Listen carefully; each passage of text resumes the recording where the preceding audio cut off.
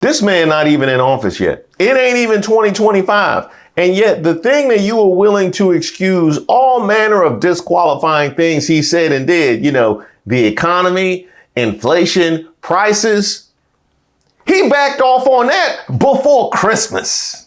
I want to delve into one of your signature promises on the campaign trail, which was to end inflation, to lower prices. You are now proposing tariffs against the United States' three biggest trading partners. Economists of all stripes say that ultimately consumers pay the price of tariffs. I don't believe it. Can you guarantee American families won't pay more?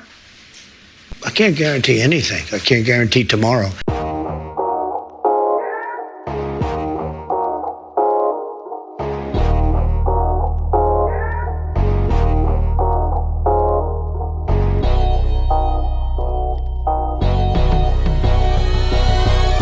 Hey, shout out to all of our subscribers and members here on the channel. This is Who Raised Y'all, where we highlight those unique individuals doing their special part to make our society worse.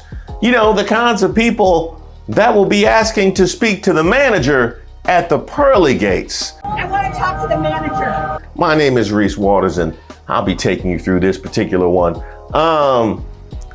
Trump voters, come on down.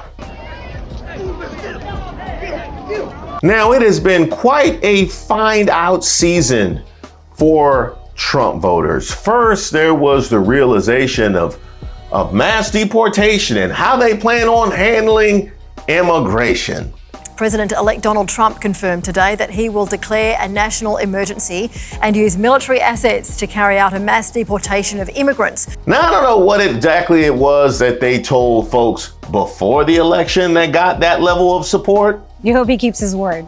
He had 4 years to show he can do whatever he say, improve the country. But let's see what they're talking about now. We have seen one estimate that says it would cost $88 billion to deport 1 million people a year. I don't know if that's accurate or not. Is that what American taxpayers should expect? What price do you put on national security? Is that worth it? Is there a way to carry out mass deportation without separating families? Of course there is.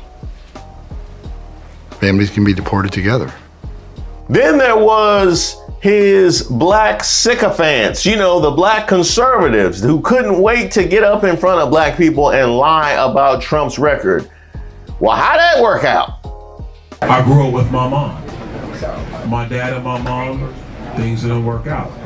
As an adult, I look at my father and I say, bro, I don't know what happened, but you my father and I love you. Wow. I don't know what happened.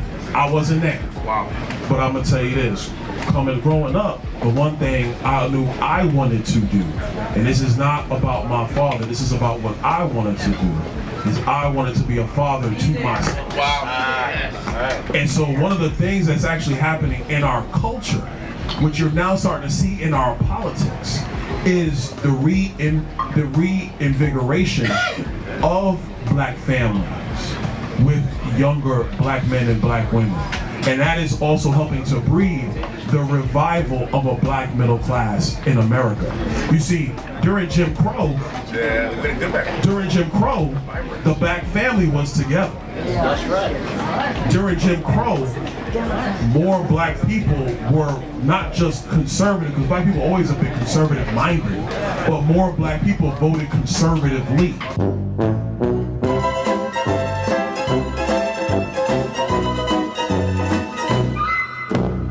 To be fair, I don't know if you could expect somebody with his rap sheet to nominate anybody other than like-minded individuals. I mean, really, most of these plots are hatched on the yard. Which brings us to the excuse that so many used in order to vote for a 34-time convicted felon over a former prosecutor, a woman who managed as vice president to navigate us out of the COVID pandemic with an economy that is the envy of the world. Thank you. Thank you. What was that excuse? That's right, inflation, the economy. Now, That didn't really make sense in the before times. So you talked a lot about tariffs. You look at the American economy, 40 million jobs rely on trade. It counts for 27% of GDP. Okay. If you cut that off, that's also going to have an effect on many, many business people here. Yeah. Tariffs also have another side. Isn't that something that you have to acknowledge? No. You could be plunging America into the biggest trade war since Smoot-Hawley. But there are no tariffs. You're going to stop. There are tariffs already No, at the there are moment. no tariffs. All you have to do is build your plant in the United States and you don't have any tariffs. People, This a is lot what of I places, a lot of places like this, there are a lot of jobs that rely on foreigners coming here. You're going to basically stop trade with China. You're talking about 60% trade on that, 60% tariffs on that. You're talking, as you said, 100, 200% on things you don't really like. You're also talking about 10, 20% tariffs on the rest of the world. That is going to have a serious effect on the overall economy. But let's see what they're talking about now. You are now proposing tariffs against the United States' three biggest trading partners. Economists of all stripes say that ultimately consumers pay the price of tariffs. I don't believe Can it. you guarantee American families won't pay more? I can't guarantee anything. I can't guarantee tomorrow. But I can say that if you look at just pre-COVID, we had the greatest economy in the history of our country. And I had a lot of tariffs on a lot of different countries, but in particular China. We took in hundreds of billions of dollars and we had no inflation. Now, just so we're clear, Maga, the excuse that you used in order to vote for Donald Trump, the man who had people climbing the walls of the Capitol on January 6th, the excuse that you used to vote for the man that called those people hostages, who still won't accept the results of the 2020 election. For the sake of unifying this country, will you concede the 2020 election and turn the page on that chapter? No. The excuse that you used to vote for the man who has been found liable for abuse. I have absolutely no idea who this woman is. The verdict is a disgrace. The excuse that you used to vote for a man that was selling gold sneakers out his trunk like he Master P in the 90s. The excuse that you used to vote for the man that gave up in the middle of campaigning and just started dancing the YMCA until the time ran out. Young man, there's no need to feel down. The excuse that you used to overlook all of that, he backed off on before Christmas.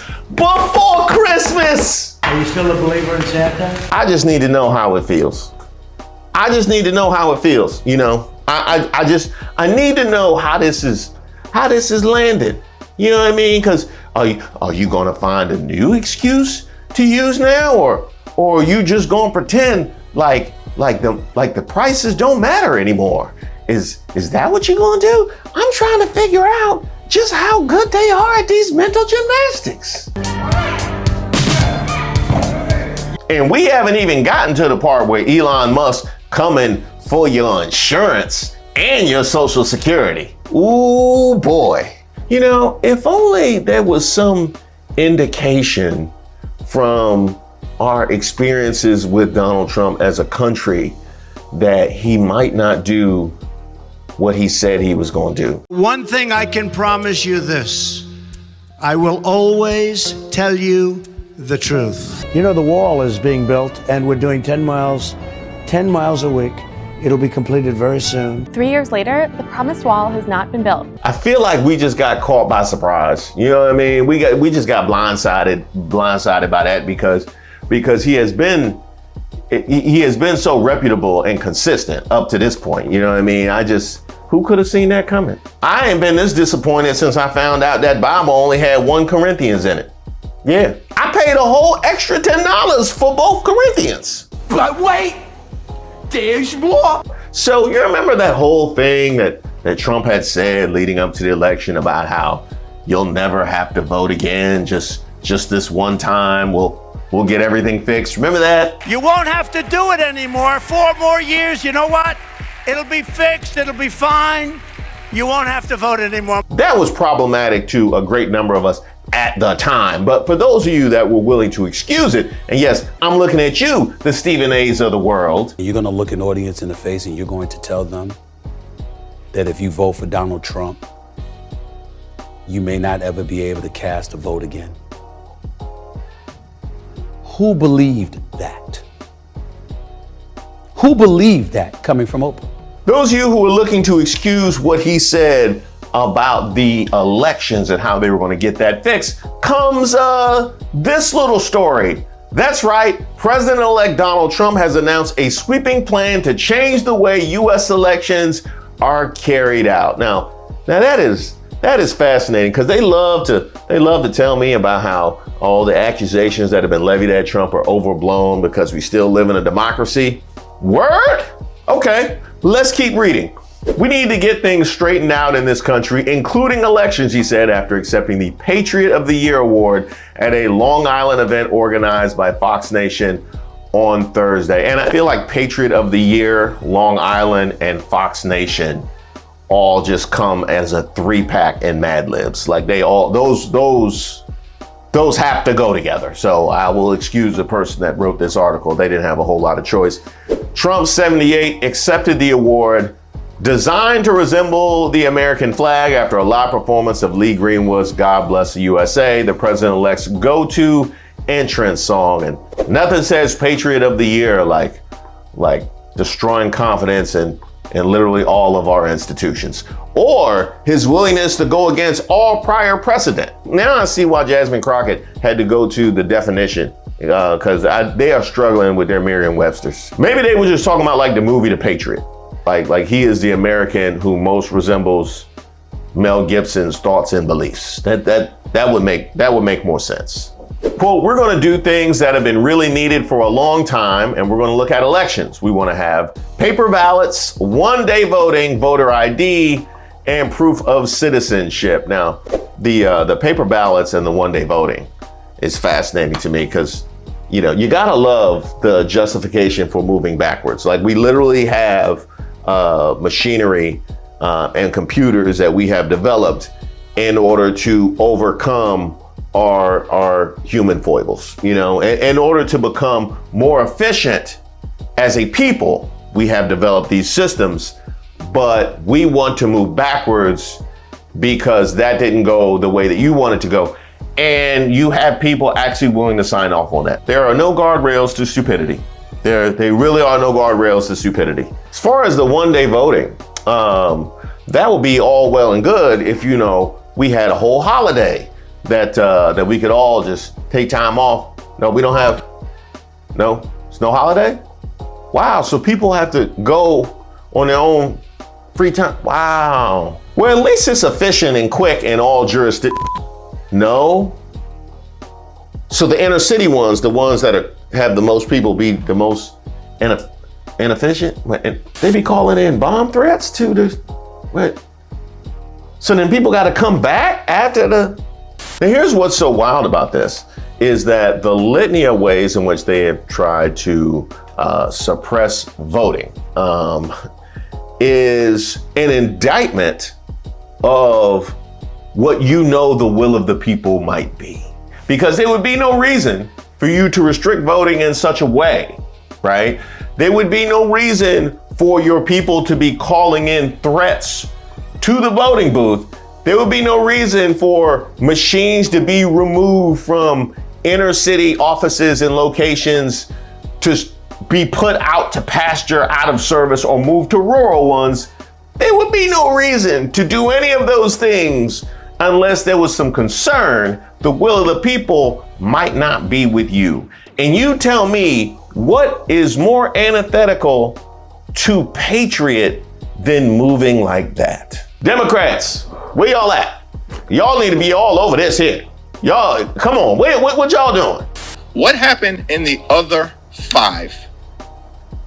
Well, in North Carolina, notwithstanding the fact that Donald Trump won at the presidential level, Democrats won the governor's race, the lieutenant governor's race, the attorney general race, the secretary of state race, and the state Supreme Court. In North Carolina, on that very same day, that Donald Trump won the presidential election, are we on the run in the state of North Carolina? What happened in Wisconsin? On the same day that Donald Trump won at the presidential level, Tammy Baldwin was reelected. Are we on the run in Wisconsin, in the heartland of the United States of America, when Tammy Baldwin won with a Republican president winning at the top of the ticket? What happened in Michigan? Another heartland state. Alyssa Slotkin won the Senate seat and is on her way to the United States Senate. Are we on the run in the heartland state of Michigan? What happened in Nevada? Donald Trump wins the presidential election, but on the same day, same set of voters, Jackie Rosen is reelected to the United States Senate. Are we on the run in Nevada and in Arizona? And by the way, in Nevada, all three House Democratic incumbents reelected. And in Arizona, Donald Trump wins somewhat convincingly at the presidential level.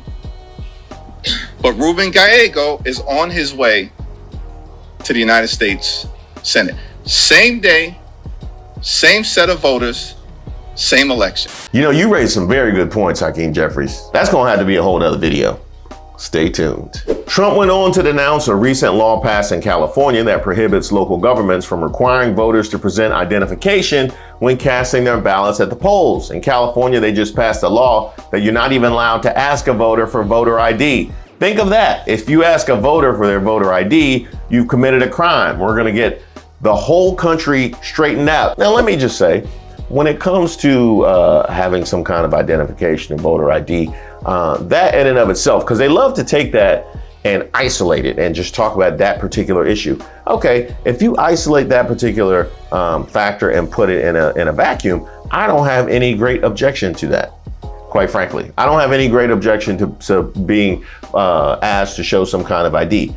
However, this is coming in the context of you trying to restrict things to one day and moving back to paper ballots. This is coming in the context of a country that has used all manner of methods and restrictions in order to limit exactly who it is that is able to vote and the frequency and likelihood that they do vote. So you're asking me to take this one thing and look at it in a vacuum when the context is that literally everything else you've done has been in an effort to suppress the vote. I really don't know what he said at the end of that sentence. So you're asking me, do I believe that is something that would be used in order to suppress the vote?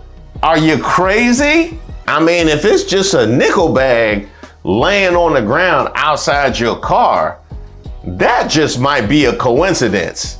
If your car is also filled with nickel bags, well, I just found your side hustle.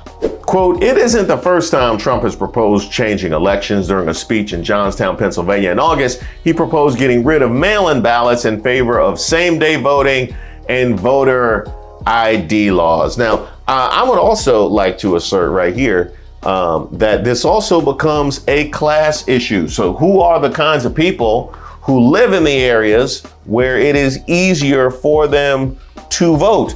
Who are the kinds of people that have all this time and energy in order to potentially stand in line for extended periods of time on the same day voting, regardless of what the lines might look like? They ain't slick. They ain't slick. That is one thing that I actually kind of do appreciate about MAGA. They are the opposite of slick. It is all right there for them. I'm like a smart person. It's like playing a two-player game back in the 90s where all your plays was just on the screen. Somehow, MAGA is operating that way and still winning. Yeah, I'm looking at you, Democratic Party. Quote, we have to get back in and we want to change it all. We want to go to paper ballots. We want to go to same-day voting. We want to go to citizenship papers, and we want to go to voter ID. It's very simple. We want to get rid of mail-in voting. I'm sure you do. According to the Brennan Center, 98% of counties in the United States use paper ballots, but since the COVID-19 pandemic, the U.S. has seen major shift in how elections work, with more than ever voting early or voting by mail. In 2024, over 88 million mail-in and early in-person votes were cast nationally, with 47 states now allowing some form of early voting. Meanwhile, laws requiring voter ID are on the rise, with 8 states enacting voter ID laws since 2020. Well, now you got to be careful even when you do vote early, because they might throw some fireworks in the box. Is there anything y'all haven't tried? You know what? I ain't gonna give them no ideas. I ain't even gonna give them no ideas. See, if we get somebody dressed up like the Hamburglar and have him go door to door saying that he is collecting ballots, and then we put him in a big sack and we put him right in that van that Elon Musk used to drive all the canvassers around in. Trump has previously made an effort to prevent mail-in voting, with his campaign filing several lawsuits in 2020 to stop many of the changes made by states to make it easier to vote by mail. He also called mail-in ballots, quote, dangerous and corrupt, claiming that they'd lead to massive electoral fraud and a rigged 2020 election. He later blamed mail-in ballots for his 2020 election loss, although, to be fair, he's blamed just about everything for his 2020 election loss. He's probably a day or two away from blaming Taylor Swift. Now, I love the wording that he used here, where he called mail-in ballots dangerous and corrupt, and will lead to massive electoral fraud and a rigged election, which are all things that I would imagine the powers that be would use to describe a huge uptick in voter participation. That would be dangerous now, wouldn't it? That would be dangerous. I could see how when you're used to a certain level of advantages based on low participation, you would think it would be corrupt that people are actually exercising their civic rights and their civic duties. While there have been some isolated cases of election fraud as a result of postal voting, such as in the 2018 North Carolina primary, which was rerun after a consultant for the Republican candidate tampered with absentee voting papers, let me run that again. There have been some isolated cases of election fraud as a result of postal voting, such as in the 2018 North Carolina primary, which was rerun after a consultant for the Republican candidate tampered with absentee voting papers. Can't make this up. You can't make this up. The rate of voting fraud overall in the US is less than, I don't even know how to, 0.0009%, according to a 2017 study by the Brennan Center for Justice. There's simply no basis for the conspiracy theory that voting by mail causes fraud. Despite railing against mail-in voting this year, Trump changed his tune, actively encouraging his supporters to vote for him early. I'm telling everyone to vote early, he said on a podcast hosted by Dan Bongino. So that shows you just how deep his objection to the early voting ran. There you have it. There you go. I would also like to caution those that are assuming that Maga isn't just going to shift their new grab bag of beliefs around whatever it is that Trump does. Those that feel like his sycophants might actually hold him accountable or responsible for any of the things that he has said and done in the past.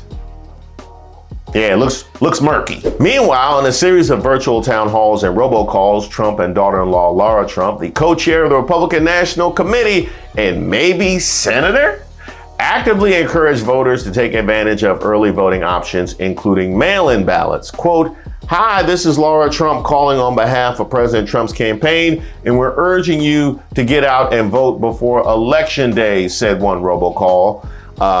Earlier this year, Laura Trump voiced a robocall falsely alleging massive fraud in the 2020 election due to mail-in ballots. That particular robocall also ended with a song. Without your bravery, we're all out of luck. No, this can't be denied. You gotta be special. I mean, it should have. It would have been a better effort. It would have been a better effort had they put the song on there. I'm just trying to help y'all out.